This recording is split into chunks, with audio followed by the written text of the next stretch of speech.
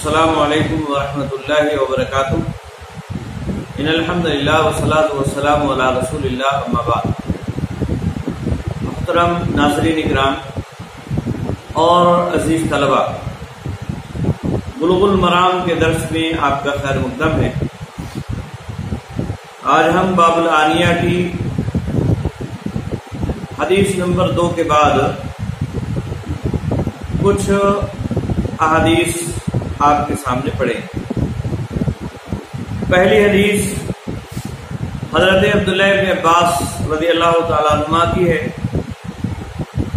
چنانچہ مصنف فرماتے ہیں وعن ابن عباس رضی اللہ تعالیٰ عنہما قال قال رسول اللہ صلی اللہ علیہ وسلم اذا دبغ الاحاب فقد طهر، اخرجہ مسلم وعند الاربعہ ایما احاب دبغ۔ حضرت عبداللہ ابن عباس رضی اللہ تعالیٰ عنہما کہتے ہیں کہ رسول اللہ صلی اللہ علیہ وسلم نے ارشاد فرمایا اذا دبغ، دبغ فعل مجهول ہے اور یہ دبغ یدبغ دبغا و دباغتا سے ماخوذ ہے۔ اس کا معنی ہوتا ہے ازالۃ النتن والرطوبۃ من الجلد بمواد خاصہ، یعنی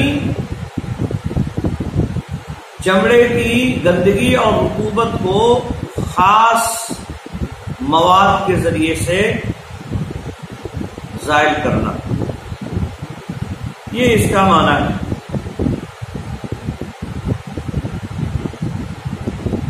دوسرا لفظ حدیث میں آیا احاب۔ احاب چمڑے کو کہتے ہیں، خاص طور سے ایسا چمڑا جسے دباغت نہ دی گئی ہو، جس کی گندگی کو صاف نہ کیا گیا ہو۔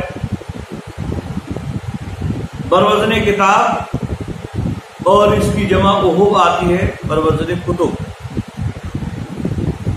تو یہاں اللہ کے نبی صلی اللہ علیہ وسلم نے ارشاد فرمایا کہ اذا دبغ الاحاب، کہ جب چمڑے کو دباغت دی جائے، فقط طہورا، تو وہ پاک ہو جاتا ہے۔ طہورا ہاں پر ضمہ بھی پڑھا گیا ہے باب کروما سے، اور اسی طرح سے ہاں پر فتحہ بھی پڑھا گیا ہے باب نصرہ وغیرہ سے، انہیں دونوں طرح سے یہ پڑھا گیا ہے، یعنی وہ پاک ہو جاتا ہے۔ اخرجہ مسلم، اس کو امام مسلم نے روایت کیا ہے۔ وعند الاربعہ، اور اربعہ میں ہے۔ اربعہ یعنی ابو داؤد، نسائی، ترمذی، ابن ماجہ۔ حالانکہ ابو داؤد کے جو الفاظ ہیں وہ تقریباً یہی ہیں جو مسلم کے الفاظ ہیں۔ بہرحال کہتے ہیں وعند الاربعہ، اور اربعہ میں ہے ایما احاب دبغ، ایما کوئی بھی احاب چمڑا دبغ دباغت دیا گیا، کوئی بھی چمڑا دباغت دیا گیا۔ یہاں ایو صیغہ عموم سے ہے، اور مسلم کی جو روایت ہے اس میں ال جنس کے استغراق کے لیے، اور دونوں کا مفہوم یہ ہے بظاہر کہ کوئی بھی چمڑا، کسی بھی طرح کا چمڑا اگر اسے دباغت دے دی جائے تو وہ پاک ہو جاتا ہے، تو وہ پاک ہو جاتا ہے۔ یہ حدیث اس بات کی دلیل ہے۔ اسی طرح سے دوسری حدیث ہے وعن سلمۃ بن المحبق رضی اللہ تعالیٰ عنہ قال قال رسول اللہ صلی اللہ علیہ وسلم دباغ الجدود المیتۃ طہورها، صححہ ابن حبان۔ حضرت سلمہ بن المحبق یا محبق دونوں طرح سے اسے پڑھا گیا ہے، اسے مروی ہے۔ سلمہ ان کی کنیت ابو سنان ہے، صحابی ہیں، بصری صحابہ میں ان کا شمار ہوتا ہے۔ قبیلہ حذیل بن مدرکہ سے ان کا تعلق ہے، حسن بصری اور ان کے علاوہ اور دوسرے لوگوں نے ان سے روایات لی ہیں۔ بہرحال حضرت سلمہ بن المحبب رضی اللہ تعالیٰ عنہ سے مروی ہے، وہ کہتے ہیں کہ رسول اللہ صلی اللہ علیہ وسلم نے ارشاد فرمایا دباغ جلود المیتتی، مردار کے چمڑے کی دباغت دینا، یعنی اس کی گندگی کو خاص مواد سے صاف کرنا، طہورھا اس کی پاکی، طہور مصدر ہے تطہیرھا، یعنی اس کی پاک کرنا ہے، اس کا پاک کرنا ہے، اور طہور بھی اسے پڑھا گیا ہے تو کہ فتح کی صورت میں، ایسی صورت میں معنی یہ ہوگا مردار کے چمڑے کو دباغت دینا، یہ اس کا پاک کرنے والا ہے، یعنی دباغت سے چمڑا پاک ہو جاتا ہے۔ صححہ ابن حبان، اس کو امام ابن حبان نے یہ بعض روایات میں دباغ الادیب زکاتہ کے الفاظ، یعنی چمڑے کی دباغت اس کی حلت ہے، زکات ہے اس کی۔ یا اسی طرح سے دباغ جلود المیتۃ زکاتھا کے الفاظ ہیں، دباغ جلود المیتۃ زکاتھا کے ہی الفاظ ہیں، یعنی مردہ جانور کے چمڑے کی دباغت اس کا ذبح کرنا ہے، زکات کا مطلب ہوتا ہے ذبح کرنا، اس کا ذبح کرنا یعنی ان کی حلال حلت ہے، وہ حلال ہو گیا، اس کا استعمال کرنا جائز اور درست ہو گیا۔ صححہ ابن حبان، اس کو امام ابن حبان نے صحیح قرار دیا ہے۔ یہ روایت بھی اس بات کی دلیل ہے کہ مردہ جانور کا چمڑا پاک ہے اور اس سے پاکی حاصل کرنا یہ جائز اور درست ہوگا۔ اسی طرح سے تیسری حدیث ہے وان میمونۃ رضی اللہ تعالی عنہا قالت مر النبی صلی اللہ علیہ وسلم بشاة یجبونها فقال لو اخذتم احابها فقالوا انها میتۃ فقال يطهرها الماء والقرض، اخرجه ابو داؤد والنسائی۔ حضرت میمونہ رضی اللہ تعالی عنہا سے مروی ہے، وہ کہتی ہیں مر نبی صلی اللہ علیہ وسلم، نبی اکرم صلی اللہ علیہ وسلم کا گزر ہوا بشاتن، ایک بکری کے پاس، یجرونہا جسے وہ کھینچ کے لے جا رہے تھے، یعنی مری ہوئی بکری تھی، اب اسے صحابہ اکرام کھینچ کر لے جا رہے تھے پھینکنے کے لیے اس کو۔ فقالا، تو آپ صلی اللہ علیہ وسلم نے ارشاد فرمایا لو اخذتم احابها، اگر تم اس کے چمڑے کو لے لیتے، لو جو ہے یہاں یا تو تمنی کے لیے تمنی، اور ایسی صورت میں یہ کاش کے معنی میں ہوگا، معنی یہ ہوگا لو اخذتم احابها، کاش کہ تم اسے لے لیتے اور اس سے فائدہ ہو تو تم اس سے فائدہ اٹھا لیتے، اور یا پھر یہ شرط ہے اور اس کا جواب شرط محذوف ہے اور معنی ہوگا لو اخذتم احابها لکان حسنا لکم، یعنی اگر تم اسے لے لیتے تو یہ تمہارے لیے بہتر ہوتا۔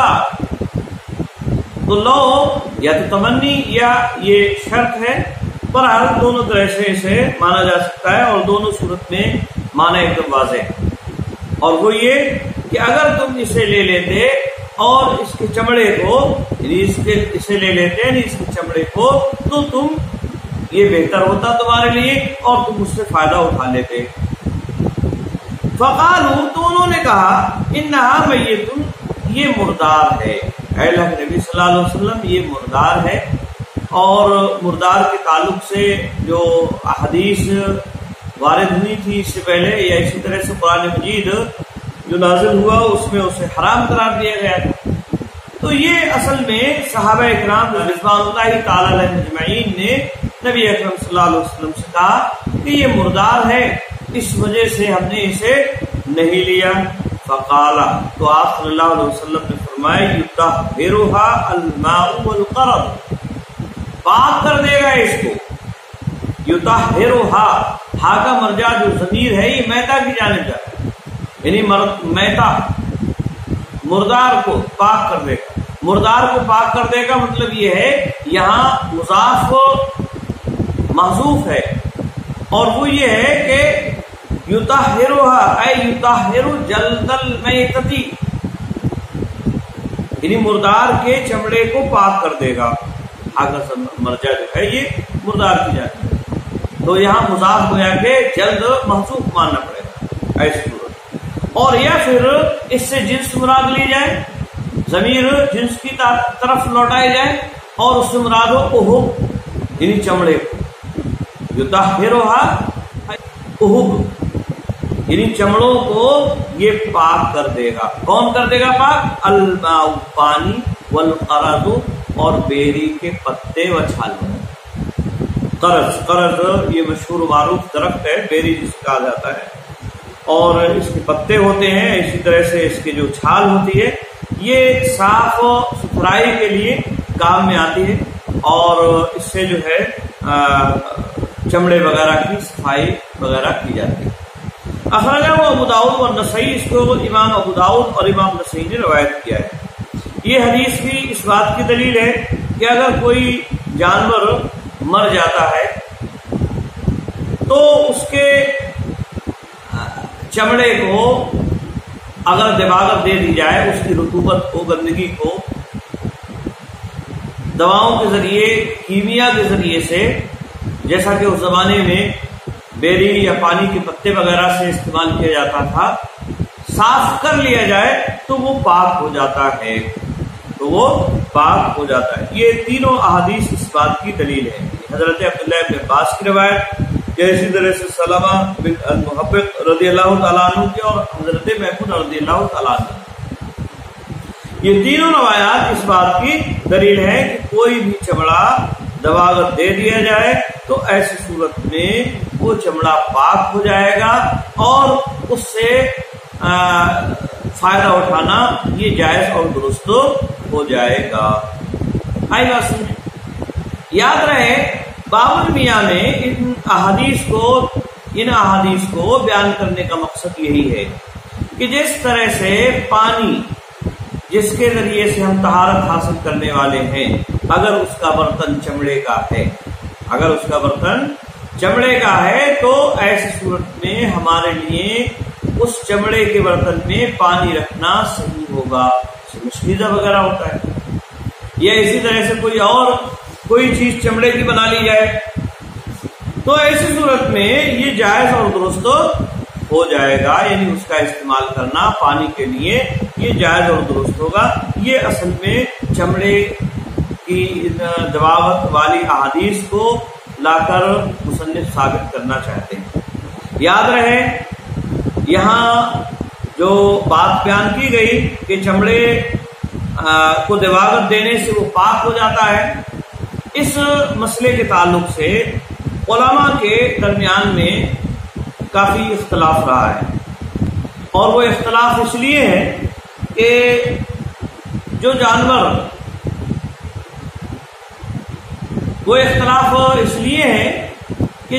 جن جانوروں کا چمڑا پاک ہوتا ہے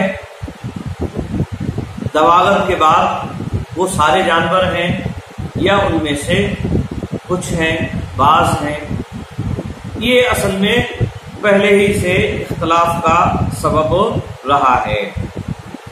اس سلسلے میں ایک موقف تو یہی ہے کہ تمام طرح کے چمڑے چاہے وہ کسی بھی جاندار کے ہوں دباغت دینے سے پاک ہو جاتے ہیں.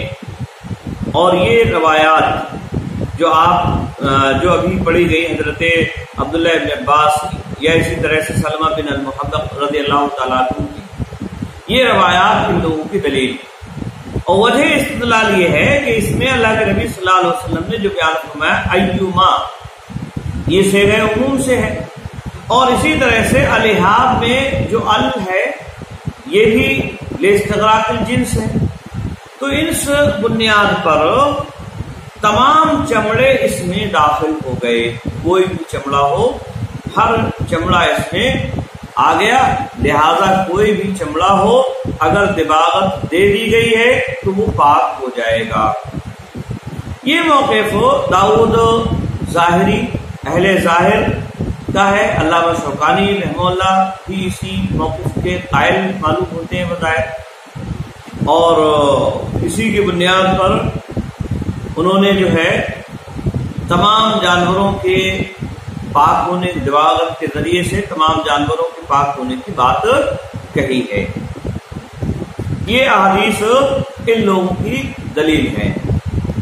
اسی طرح سے دوسرا موقف اس سلسلے میں یہ ہے کہ جو جانور معقول اللحم ہے، جو جانور معقول اللحم ہیں یعنی جن کا گوشت کھایا جاتا ہے، صرف ان جانوروں کا چمڑا دباغت دینے سے پاک ہوگا.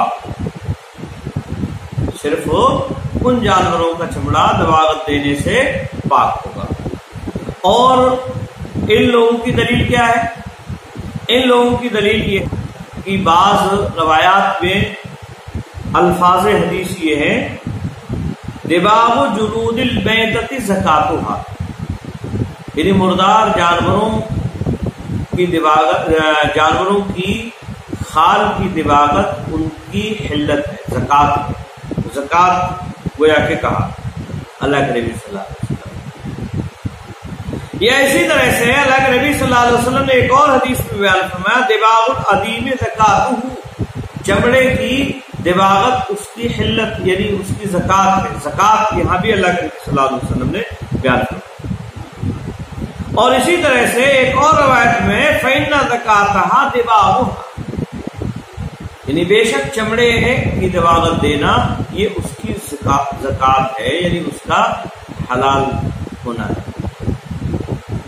تو یہاں اللہ کے نبی صلی اللہ علیہ وسلم نے ان احادیث کے اندر زکات سے تشبیہ دی ہے دباغت، اور زکات ظاہر سی بات ہے یہ معقول اللحم جانور میں ہوتا ہے، یعنی جو ذبح کر کے حلال ہوتے ہیں وہی اسی کو زکات کہتے ہیں.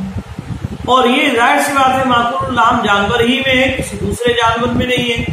آپ کسی دوسرے جانور کو غیر معقول اللحم جن کا گوشت نہیں کھایا جاتا ان کو ذبح کر کے نہیں کھا سکتے ہیں.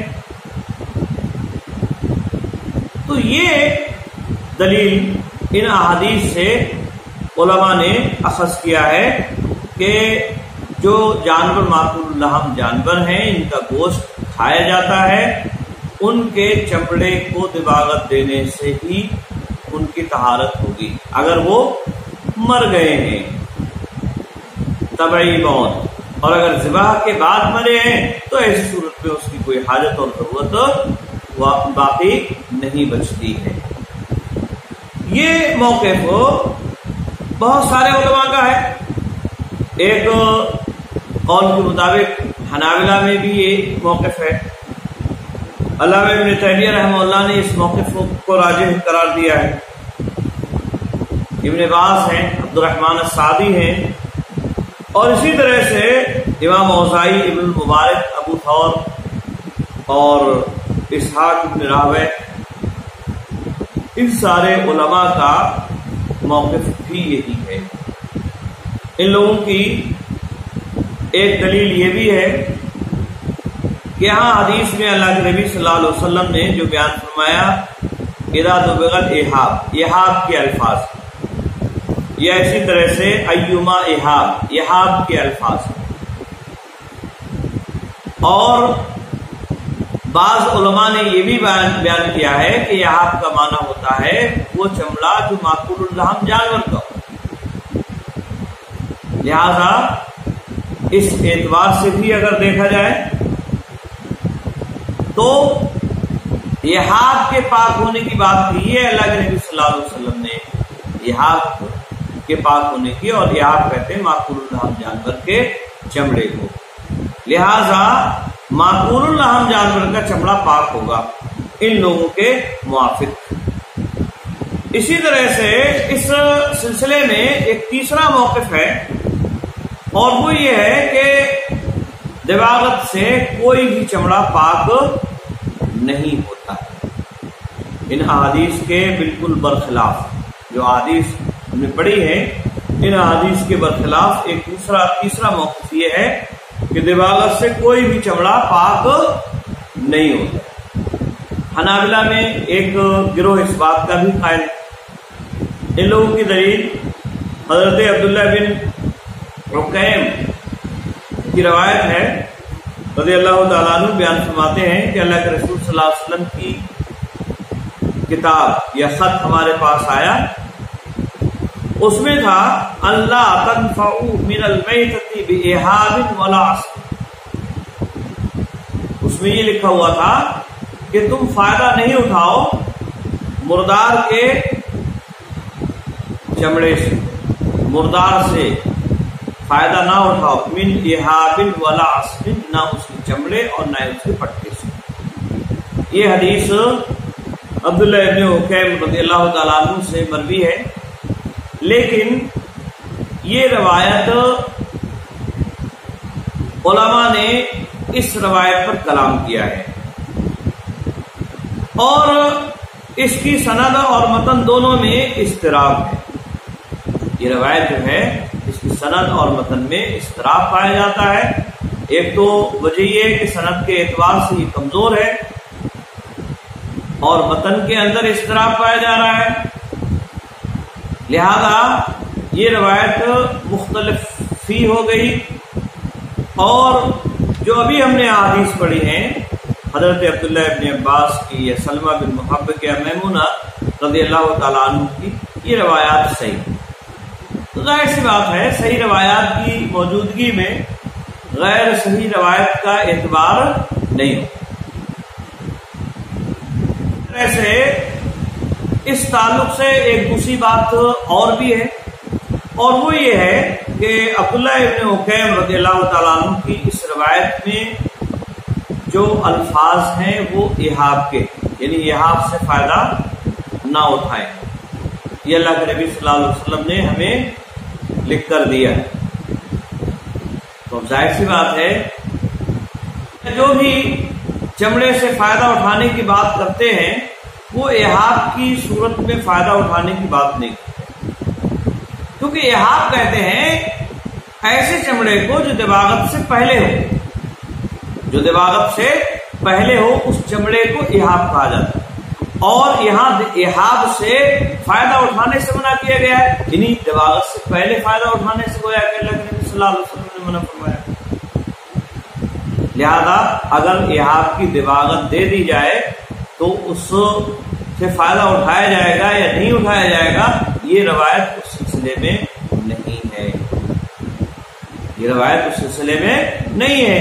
और इन रवायात से यानी अब्दुल्ला इब्न अब्बास और सलमा और इसी तरह से हजरत मैमूना रज़ियल्लाहु ताला अन्हा की इन रवायात से इससे फायदा उठाने का सबूत मिल रहा है।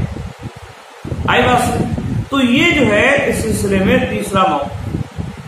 चौथा मौक़िफ़ इस सिलसिले में ये है कि दिवागत से कुत्ता खंजीर के अलावा तमाम जानदार जितने भी हैं वो सारे के सारे उनके चमड़े पाक हो जाते हैं।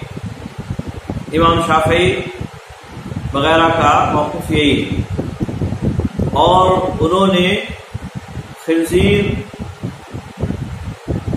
के नजसे ऐन होने की वजह से दिवागत में उसको शुमार नहीं किया है और इसी पर कुत्ते को कयास किया है क्योंकि वो भी नजसे ऐन है। बहरहाल इस ताल्लुक से इमाम शाफई का मौक़िफ़ यही है कि कुत्ता या खंजीर के अलावा जो दूसरे जानवर हैं उनके चमड़े को दिवागत के जरिए से पाक किया जा सकता है। दरिंदे वगैरह भी इसमें शामिल हैं। लेकिन इन तमाम पूरी बहस और उसका खुलासा ये है कि दिवागत के जरिए से जो चमड़े पाक होते हैं उसमें बज़ाहिर एहतियात का तकाजा ये है कि माकूलुल लहम जानवर जो हैं उनके चमड़े से फायदा उठाया जाए और उन्हें इस्तेमाल में लाया जाए, यानी जो जिनका गोश्त खाया जाता है उनके चमड़े से इस्तिफादा किया जाए और उनसे फायदा उठाया जाए। रहे गैर माकूलुल लहम जानवर जिनका गोश्त खाना जायज़ और दुरुस्त नहीं है تو ان لوگوں کے مطابق جو عموم کے قائل ہیں ان کے موافق احتیاطی طور پر اس سے فائدہ اٹھایا جا سکتا ہے۔ بہرحال یہ ایک موقف ہے اور یہ ایک سلسلے کی بات ہے۔ یاد رہے اللہ کے نبی صلی اللہ علیہ وسلم نے جو درندے ہیں خاص طور سے ان درندوں کے کپڑوں سے استفادہ کرنے سے منع فرمایا۔ درندوں کے کپڑوں سے یا ان کی کھال کو پہننے سے اللہ کے نبی صلی اللہ علیہ وسلم نے منع فرمایا۔ چنانچہ حدیث میں ہے نہا عن لبس جلود السباع والرکوب علیہ، کیا آپ صلی اللہ علیہ وسلم نے درندوں کی کھال پہننے اور ان پر سواری کرنے سے منع فرمایا۔ آپ صلی اللہ علیہ وسلم نے درندوں کی کھال پہننے اور ان پر سواری کرنے سے منع فرمایا۔ تو یہ ممانعت اس بات کی بھی ممکن ہو سکتی ہے کہ یہ ممانعت عموم پر رکھی جائے اور ان کے اور دیگر استعمالات بھی ممنوع قرار پائے، تو اس اعتبار سے یہ دوسرے موقف کی تائید ہو۔ بہرحال یہ علماء کی اپنی اپنی رائے ہے، بہتر یہی ہے اس سلسلے میں کہ جو جانور غیر معقول اللحم ہیں ان سے بھی پرہیز کیا جائے تو یہ زیادہ اچھا اور عمدہ ہے۔ دباغت سے متعلق یہ 3 احادیث آج ہم نے پڑھی اور جن کا خلاصہ یہ ہے کہ دباغت دینے سے چمڑا پاک ہو جاتا ہے اگرچہ جانور مردہ ہو، مرا ہوا ہو، اور پھر اس کا استعمال کرنا جائز اور درست ہوگا، چاہے اس میں پانی رکھ کر سیال چیز کو استعمال کیا جائے یا اس سے پانی پیا جائے یا اسی طرح سے کسی اور دوسرے طریقے سے اسے جو ہے استعمال کیا جائے۔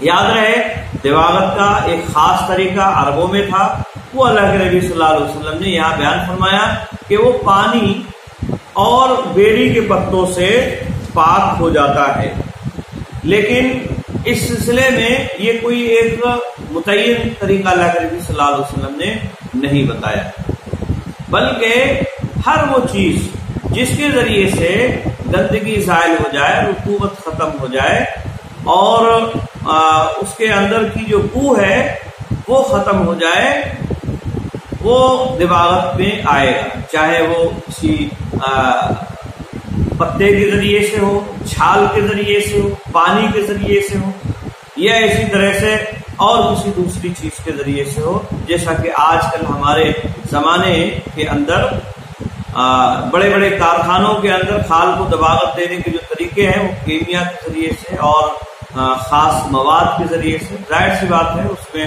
بیری کے پتے اور یہ اور وہ ساری چیزیں نہیں ہوتی، تو کوئی بھی طریقہ اپنایا جائے اس سے اگر گندگی زائل ہو جاتی ہے اور وہ ختم ہو جاتا ہے اس کی بو وغیرہ، تو ایسی صورت میں اس کا استعمال جائز اور درست ہوگا۔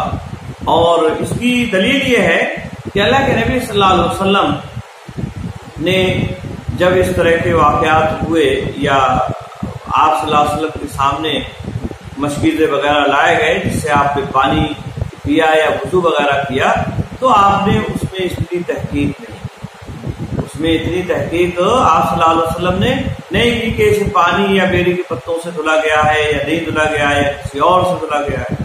بہرحال اصل مقصد دباغت میں اس کی رطوبت کو، گندگی کو اور بو وغیرہ جو پائی جا رہی ہے اس کو ختم کرنا ہے۔ اگر وہ چیز ختم ہو گئی تو پھر یہ دباغت کا عمل گویا کہ مکمل ہو جاتا ہے اور ایسے چمڑے کا استعمال کرنا جائز اور درست ہوگا۔ آج کے لیے بس اتنا ہی۔ السلام علیکم ورحمۃ اللہ وبرکاتہ۔